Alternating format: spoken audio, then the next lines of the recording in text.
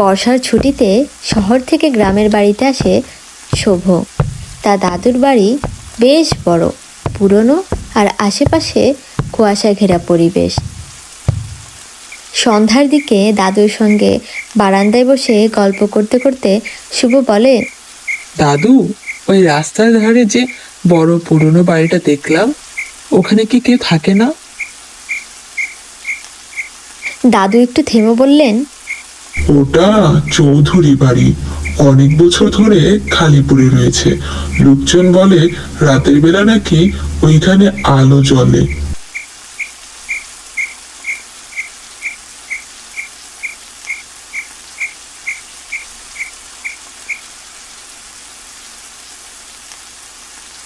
সেই রাতে সবাই ঘুমিয়ে গেলেও শুভর চোখে ঘুম আসে না। সে জানালায় তাকিয়ে দেখে দূরের ওই চৌধুরী বাড়িতে একটা জানালায় আলো জ্বলছে। সে ধীরে ধীরে বেরিয়ে পড়ে।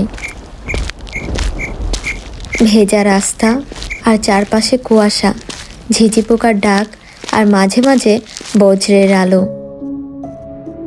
চৌধুরী বাড়ির সামনে এসে দেখে একটা জানালা খোলা, হারিকেনের বাতি জ্বলছে, আর চেয়ারটা মনে হলো নিজে থেকে একটু দুলল।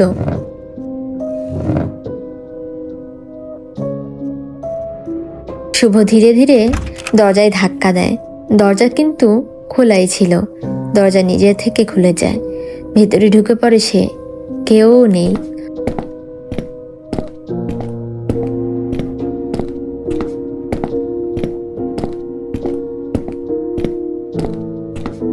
হঠাৎ এক ফিসফিস কণ্ঠ ভেসে আসে, তুই এলি? অনেক দেরি করলি। শুভ ঘুরে তাকায়। কেউ নেই। তবু মনে হয় কারো চোখ তাকে অনুসরণ করছে।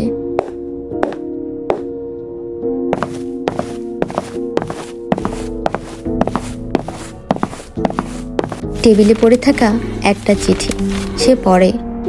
চিঠিতে লেখা ছিল, আলো জ্বালিয়ে রেখেছি, কেউ না কেউ ফিরবেই, তুই কি সেই?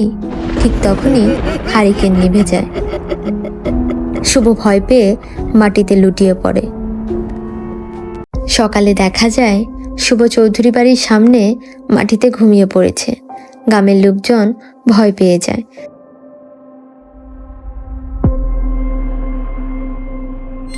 দাদু তাকে জিজ্ঞেস করে, তুই এখানে গিয়েছিলি? কিছু দেখলি? শুভ চোখ নিচু করে বলে, আমি কাউকে দেখিনি, কিন্তু কারা যেন অপেক্ষায় ছিল আমার জন্য।